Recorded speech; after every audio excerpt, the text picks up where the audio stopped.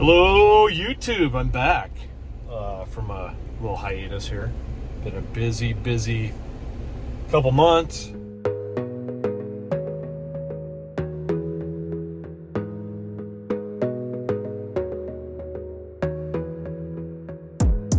gotta focus on yourself, on your faith. Anyway, we're in a little bit of a different vehicle right now. I'm driving a Ford Bronco with the Everglades package on it. That means it has a small lift kit to fit some 35s, and it's got a snorkel and a winch, and front rear lockers, no sway bar disconnect, but it does have the turn assist on it too. This one's a 4-door. It has kind of the premium package on it. But anyway, I wanted to do a quick review of this thing because I've been driving around for a couple weeks now. Not really my vehicle, but it was someone just let me borrow it, which is really nice.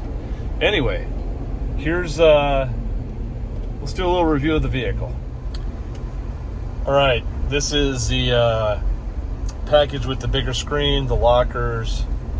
For some reason, Ford does not give you a sway bar disconnect in the Everglades model, which is kind of dumb. I don't get that.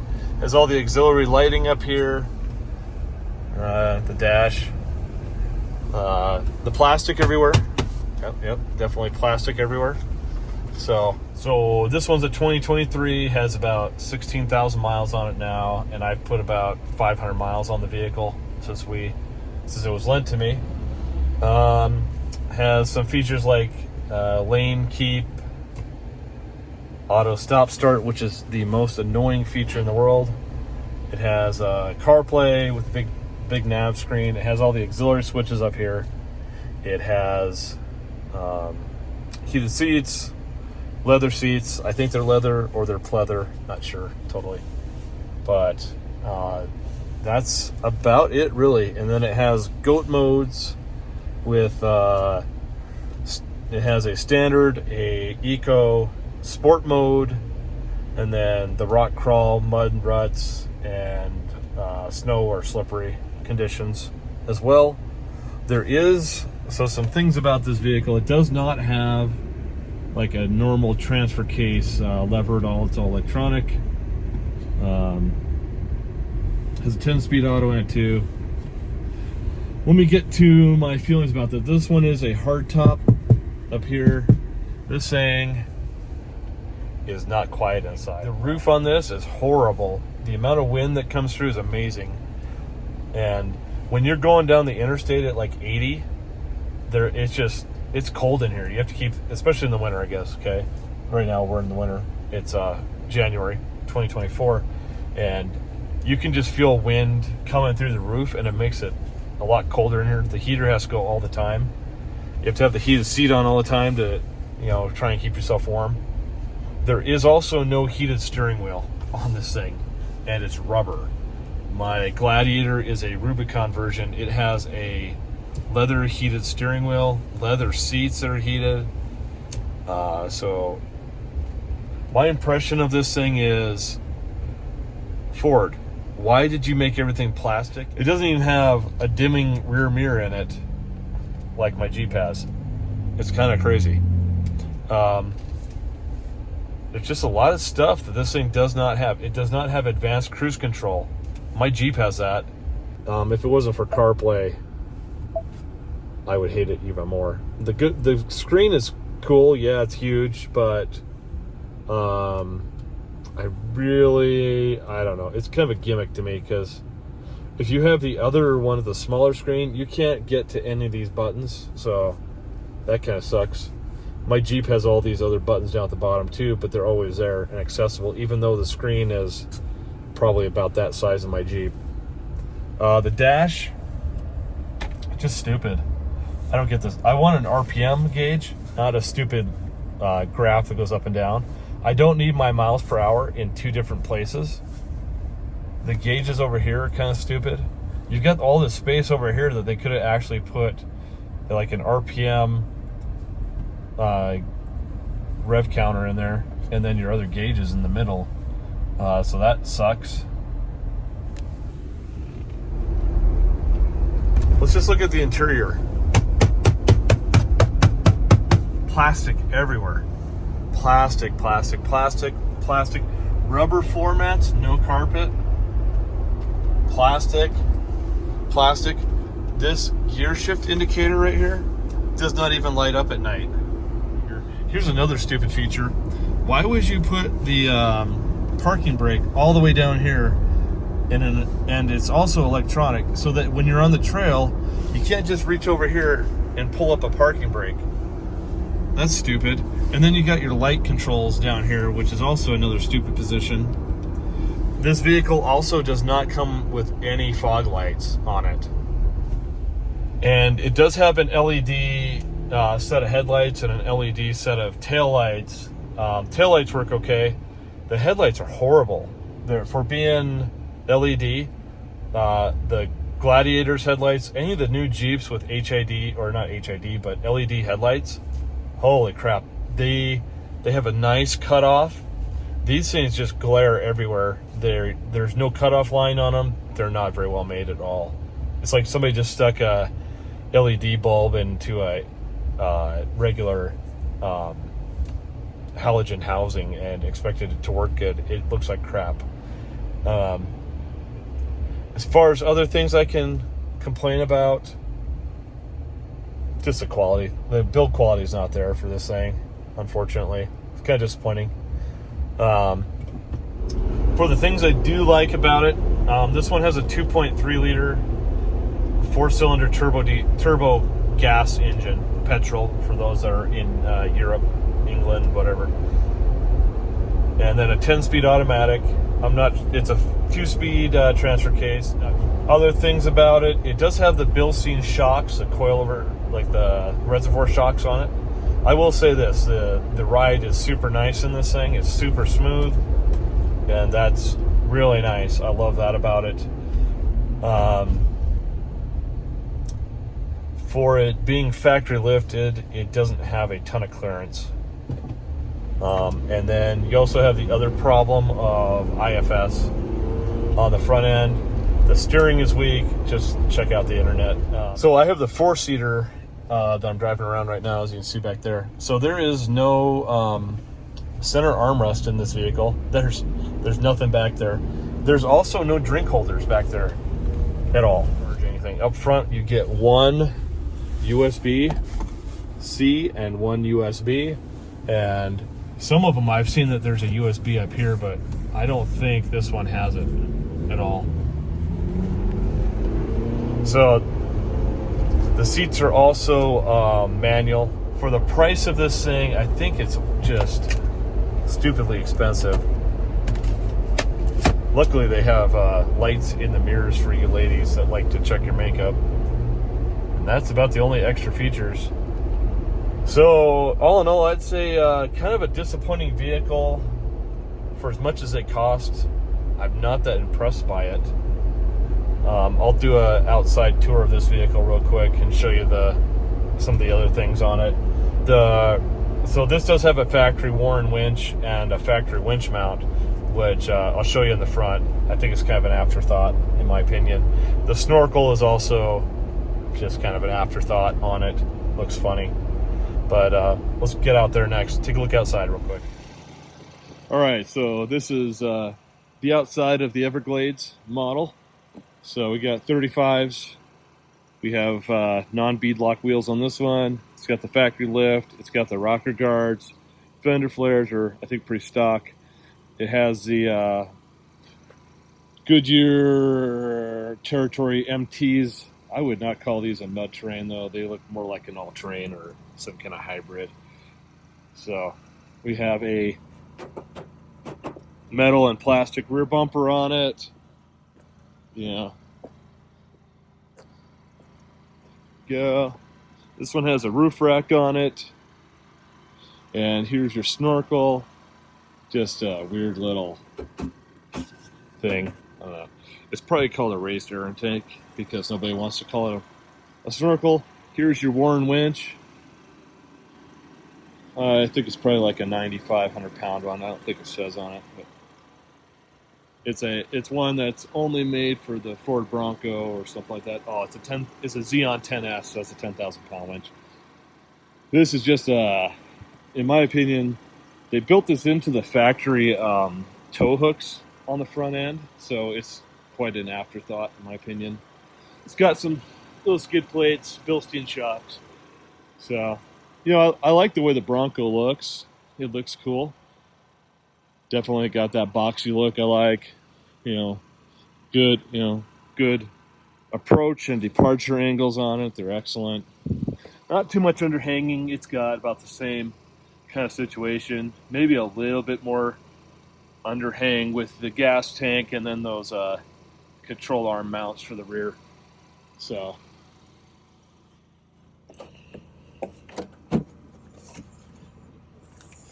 this is the back of it. One other thing, I can't believe they did this. This has the worst sounding stereo system I've ever had in a vehicle.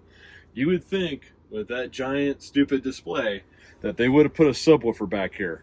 Nothing. That's where it should be. I guess they had to do a subwoofer delete on all their vehicles because they couldn't get the parts fast enough so that they could get these out. That's why there was such a delay in delivery on them.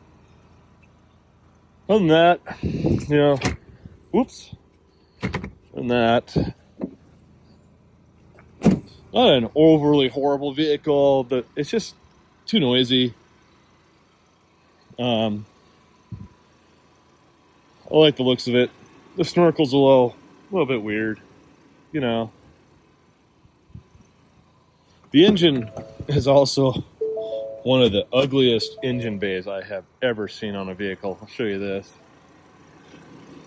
See if I can open it one-handed. Let's see. Hang on. Almost there. There we go. Look at that thing. And there's not even my Jeep doesn't have them either, but there's your engine bay. There's your little turbo guy down there, Turbski. But just all the wires and hoses, and what a mess that is. I can't believe it has two belts, not even a serpentine on it. That's weird. Some generic battery. But yeah. Anyway.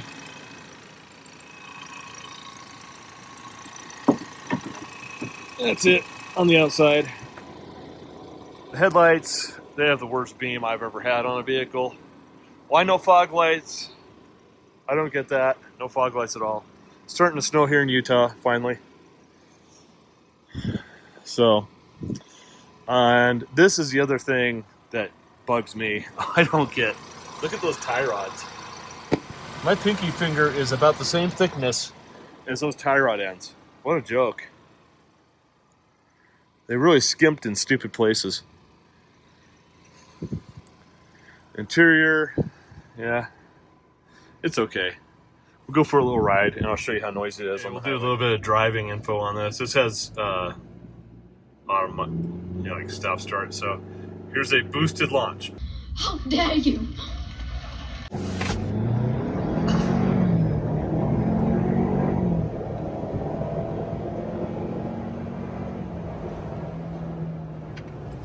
don't need going faster. It's pretty quick. I'll give them that. You can barely feel the transmission shift. Very smooth. Very quick. For a 2.3 liter gas turbocharged vehicle with a really ugly motor under the hood, I guess they just went for making it go quick. It moves 35s pretty quick. The fuel economy, though, for some reason on this one is not very good. How dare you! Turn it back here. Maybe I don't drive it that hard. That's about the hardest I've driven it, but since I've been driving it, let's see. Boost, gauges, roll. I don't know what's doing here. Fuel economy, 15.5. On it is not the greatest in my opinion. My Jeep gets about the same, but it's on 37s and it's been re-geared to 513. So you think it'd be just a little better with the tiny engine. Let's go do a little road noise test, and then we'll kind of conclude the video. Right, let's do a little bit of noise sound check, I guess, in here. Doing about 60 right now.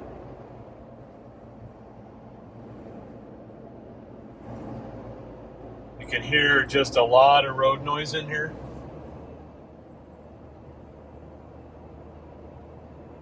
Hear the wind pretty loudly. I'm only doing 60, so it's pretty loud. I imagine the soft top must be just miserable to own. At least, maybe I'm just getting old. I don't know. I am older. Get older all the time. Anyway, but for a vehicle that costs as much as this thing does, I would think it'd be just a little quieter. Let's go down to the highway, get her up to like 75, which is kind of like a normal speed limit on the western side of the United States where I live. Yeah, actually can do, I think 75, maybe 80 on the interstate, I think, yeah. You can do 80 on some parts of the interstate around here. Once you get away from the metropolitan area, you can go a lot faster. Alright, here's a quick corner, and we're going to speed up.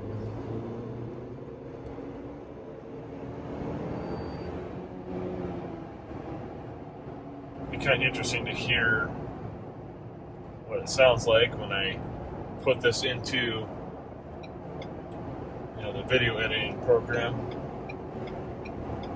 See if you can actually hear it. So there's 75. This is kind of just what traffic is doing right here, right now. So yeah, pretty loud.